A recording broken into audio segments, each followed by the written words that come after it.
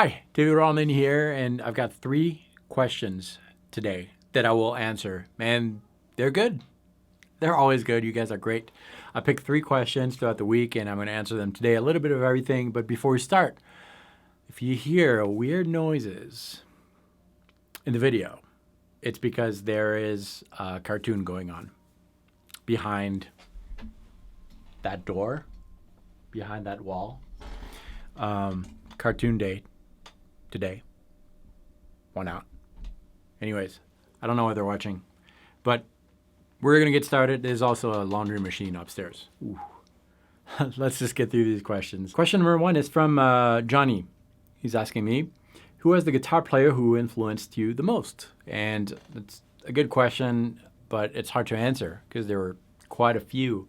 I'm going to have to pick, yeah, that's hard.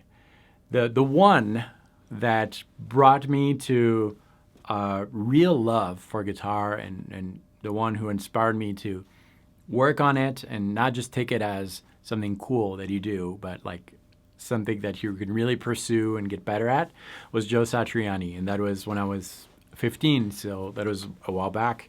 I'm 39, so that's Joe. Joe brought me to guitar. And I'll say shortly after I discovered Steve Vai, like a lot of my friends really, we kind of started in the same age, and it seems like a lot of us had the same journey. So Joe brought me to guitar, and then Steve Vai continued that. But there's been so many throughout the years, so many that I can't name them. But yeah, anyways. Okay, thanks, Johnny, for the question. Question number 2 has been asked by many viewers in different ways, but there's a lot of people who have asked me, why don't you like the quote-unquote modal shortcut? So if you don't know what I mean by that, it's basically a shortcut that some players take, me included. I've taken that for years, where if you want to learn modes, you start by being really confused, and then you discover that, oh, all those modes are really just extracted from a major scale. So all I need to do is learn my major scale and start that major scale from any of its 7 notes, and I'll play modal. And yeah, it's true, but the reason why I don't like it is because of what it did to me and what it does to, I discovered many players, a lot of players who are good players, been playing for years and years, were previous students. So advanced players would come to me, and because their improvisation sounded very sterile, and even though they knew how to play with modes, I discovered that they all took that shortcut where anytime they had to play, let's say in Dorian, in their mind they made the conversion. Okay, Dorian is the 2nd note of a major scale. My major scale's here, bam, boom. And they play that major scale from the 2nd note. The problem is that they would always play that major scale in the same position, the same shape. And as guitar players, when we are really used to a shape, we tend to gravitate around certain notes, and those notes are determined by the comfort zones on your own personal comfort zone. So you know that bend that you always bend when you're playing minor pentatonic on the 2nd string, you know, the note that's closer to the bridge of the guitar. Well, that's always going to be a minor 7th that's bended. Or maybe you're used to bending that bend on the 3rd string, minor pentatonic, and that's always going to be the perfect 4th that is bended to the 5th. Well, that's because of comfort zones. Those bends are easy to play. And if you always use the same shape, well, you're always going to go towards those comfort zones, those licks, and those patterns in your improv, even though you play in different modes, always sounds the same in one particular mode because of those comfort zones. I hope you're following. And that's why I don't like the modal shortcut, because you're always using the same shape, bringing back everything to the same shape.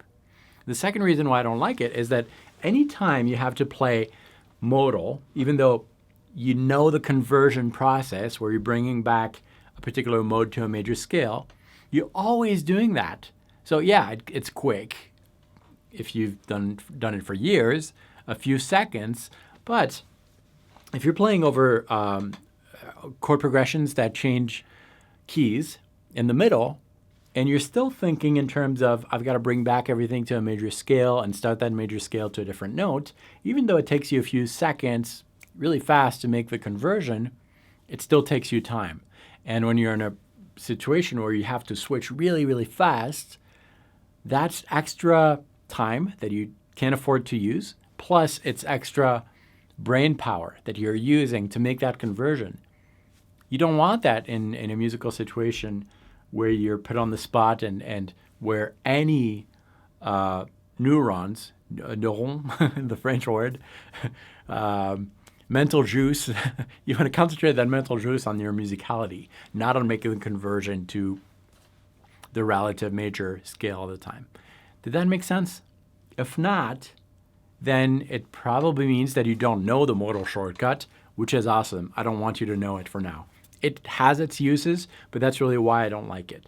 And if you have no clue about modes, watch Monday's free masterclass. It's a longer lesson, but it gives you the approach that I took after feeling that there was a trouble with that shortcut, and that really freed my playing, and it freed really most of the private students that I've had who had that problem.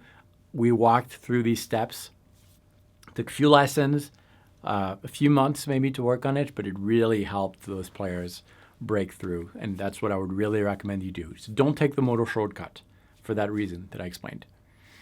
Great question, everyone who asked. I love that. And by the way, if you're interested in, this is another question. This is a bonus question that I've had. I wanted to answer this today, but I'm not going to because I made a video about it. That's coming Friday. But the question was, what chords can I use these modes over, and how do I know? And basically this Friday, in just a few days, we are going to create 7 backing tracks in each mode, and I'll show you how to do it. So that's coming Friday.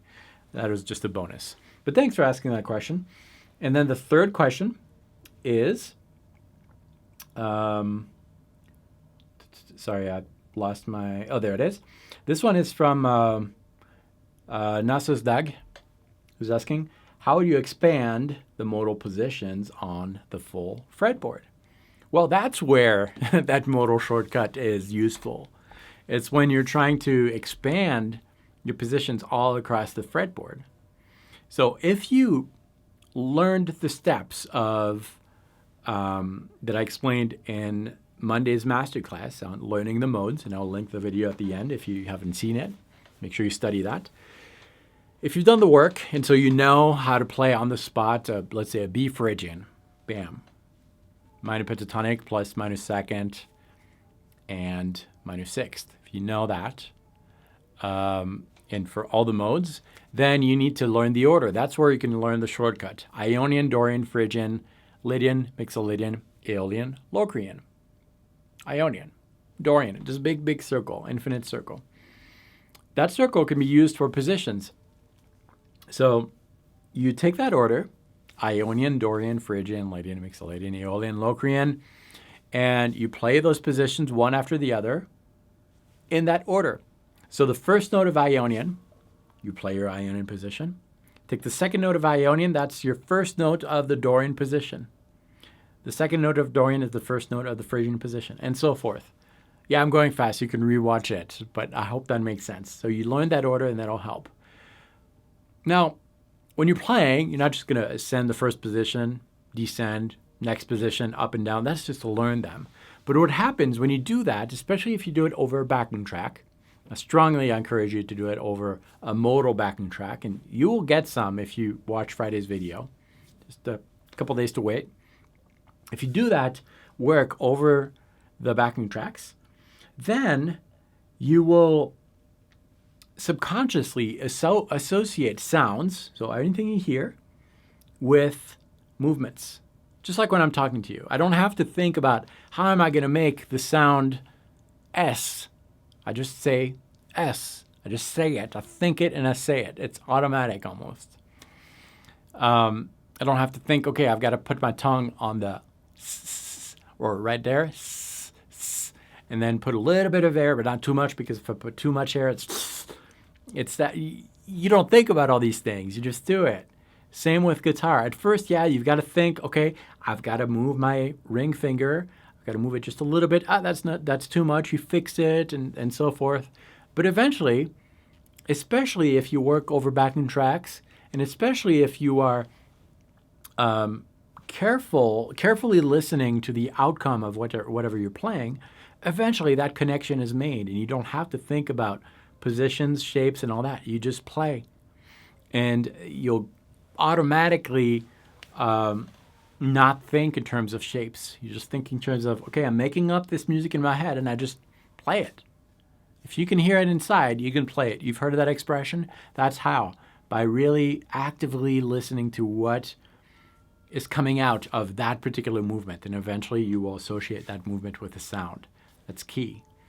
That's a good question. Maybe we'll expand on that on one of Monday's master classes. Thank you for submitting your questions. If you have more, please leave them below. And if you want to go a little further with all that theory stuff, if you feel like you need a little extra help, I have a free course on my website. It's completely free. You just have to visit guitarinfusion.com, and you can watch the video there. I'll tell you a little bit about what's going on. I call it the Music Theory DNA course, which is, I think, a very healthy way to approach music theory. It's not just for guitar players, although I'm a guitar player, so I kind of tend to think like that. But I think it's going to help you guys if you haven't done it before. Just visit the guitarinfusion.com website, leave your email, and I'll send you the course. Thank you. I'll see you Friday.